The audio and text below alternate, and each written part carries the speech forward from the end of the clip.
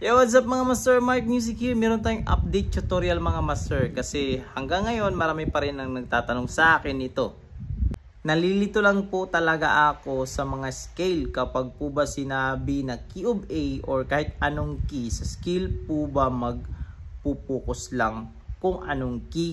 Sample po, key of A. Bali sa scale of A minor or A major po ba mag-scale? Di na ako pupunta sa ibang chords niyan. Yun ang sabi niya mga master. Pero bago ang lahat, magbibigay muna tayo ng disclaimer.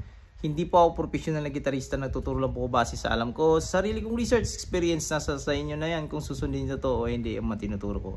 Let's go!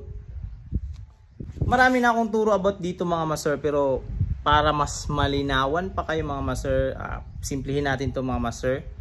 Ang ibig sabihin dyan ng ating kamaster, nalilito siya pag nakakita siya ng mga chord progression na example niya sa key of A. Yan. Kung ano daw yung gagawin niya, A major ba or A minor, yan. So, ito yun mga master. Mahalagang malaman mga master na yung nakikita natin sa mga song hits, sa mga songbook, yan, nakikita natin yung chord sa taas, di ba? Minsan nakakita tayo ng chords na ganito, A, F sharp minor, D, E. Then meron tayong A, E, F sharp minor, D. Meron ding A, D, B minor, E. Meron ding A, B minor, C sharp minor, din D. Tawag nito chord progression. So, itong mga to is kabilang lang yan sa family chords ng A. Family chords ng A. Ito yun yung family chords ng A. So, meron tayong A major, B minor, C sharp minor, D, E, F sharp minor, at G diminished. Yan yung mga family chords ng A. Yan, specifically A. Yan, para sa tanong natin kamaster. So, itong mga to, yung mga chord progression na to is dito lang yung kinuha. Kagaya nito, meron tayong A or tatawagin natin siya sa kanyang mga numero dito sa taas, yung mga degree. So, meron siyang 1, 6, 4, 5. Kasi yan ang nakalagay doon sa taas nila. Ito, 1 yung A, 6 yung F sharp, 4 yung D, 5 yung E. So, ito yung naririnig natin kadalasan sa mga professional. 164, ganyan, 154, ganon. Ito yun siya. So, meron tayong chord progression. Ang tawag nito is 1, 6, 4, 5, 1, 5, 6, 4, 1, 4, 2, 5, 1, 2, 3, 4. Yan. Yan yung kanyang mga chord progression. So, pag nakakita tayo ng mga ganitong chord progression mga master, hindi na tayo magpaligoy-ligoy pa kasi yung kanyang center key or yung gagamitin nating scale is yung kanyang root. Ito. Meron tayong A major. Yan. Yan yung ating gagamitin. Take note, pag major yan, major scale yung gagamitin natin, hindi minor scale. So, ito yung nasa taas, yan yung ating gagamitin. Meron tayong A major scale. Ito siya, A, B, C sharp, D, E, F sharp, G sharp, A. Yan. Yan yung kanyang scale. At pag hahanapin nyo yung kanyang relative, ito yun, yung relative niya na minor scale.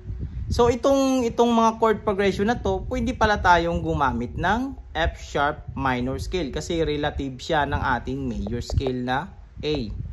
Sa mga di pa nakapanood kung paano kunin yung relative minor scale sa major scale is meron akong tutorial niyan mga master. Sana mapanood niyo yun mga master. So ngayon, magbibigay ako sa inyo ng example mga master.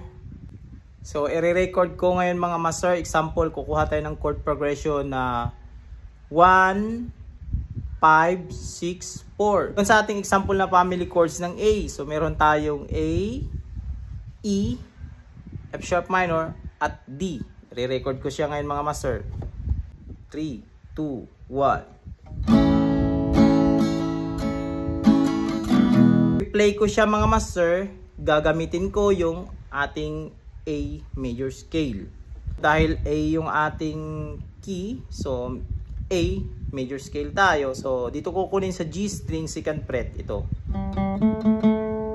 Then yung ating A major scale, meron tayong A, B, C sharp, D, E, F sharp, G sharp, A. Yan. Or pag kukunin natin siya sa string mga master is meron tayong G string, 2nd fret, 4th fret. Sa B string natin meron tayong 2nd fret, 3rd fret, 5th fret. Sa ating E string meron tayong 2nd fret, 4th fret, 5th fret. Yan. Ito yung gagamitin lang natin na skala. Pero siyempre marami yan sila mga master. So ito lang muna tayo para hindi kayo mahirapan. Hindi natin patatakbuhin sa mga octaves niya. So ito na mga master, ipi-play ko na siya mga master. Ang gagawin ko dito is i-scale ko lang yung ating A major scale. So ascending descending lang gagawin ko dito mga master. Di ako gagamit ng mga combination. So dito lang tayo magstay sa isang posisyon na to. 3, 2, 1.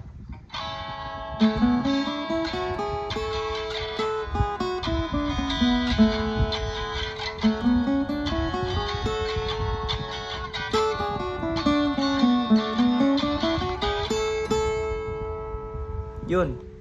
Diba sumapol siya lahat mga master? Dito lang ako, hindi ako umalis ng ibang scale. Kasi pag A minor scale yung gagamitin natin, example, A minor scale, meron tayong A, B, C, D, E, F, G, A. Yan. Ito yung resulta niya.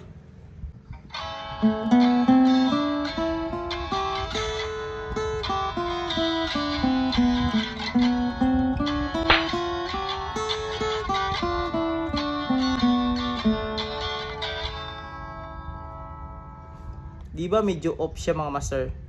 Kasi hindi sila relate.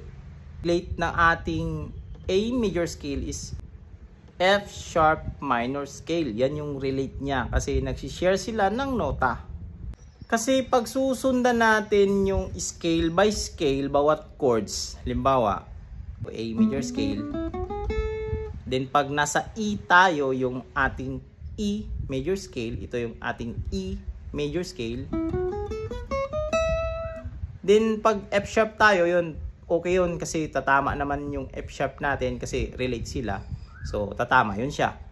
Pagdating naman sa D, ito yung ating gagawin, D major scale to. Try natin. 3, 2, 1.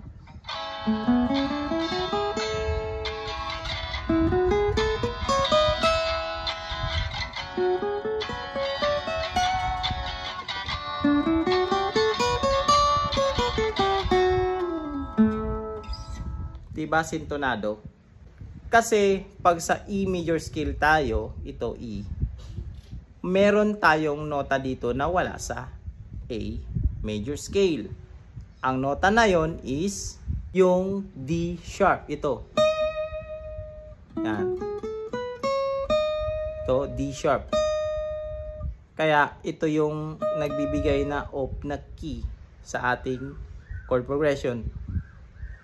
At pag sa D naman tayo, meron tayong G. Ito. So ito, magbibigay ng off sa ating key.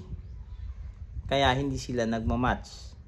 Pero sa mga advanced guitarist, kaya nila yun. Meron ngang jazz, di ba? Kahit saan ka dito sa frets, kaya mo siyang ipapatuno. Basta ma-resolve mo lang siya. Pero as beginners, stick lang muna tayo sa basic. Yun lang muna talaga. Huwag tayo muna mag-explore doon sa something na hindi pa natin naunawaan. At ngayon, try na natin i-combine yung dalawang scale. 3, 2, 1. A major scale.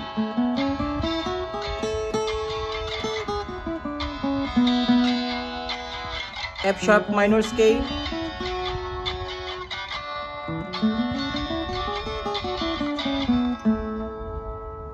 Yun, sumasapol sila. At lalo na pag memorize mo na yung fretboard. Ito mga master take note, uulitin ko ulit.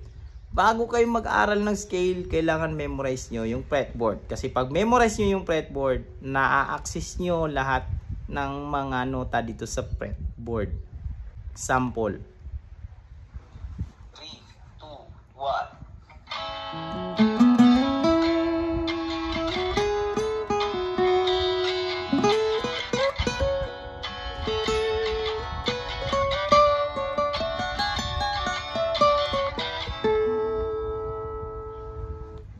nakakaabot kayo kahit sa mga high frets, hindi kayo natatakot. Sana nagbigay ito ng linaw sa inyo mga master, sa mga master natin na nag-start pa alamin ang paano mag lead guitar o paano mag-sepra ng solo. So hanggang dito lang video natin mga master. So huwag kalimutan itong i-share sa mga kilala nyo dyan, mga kaibigan nyo, kamag-anak na mahilig sa gitara mga master, sa musika. So hanggang dito lang. This is Mark Music. God bless you all. Peace out.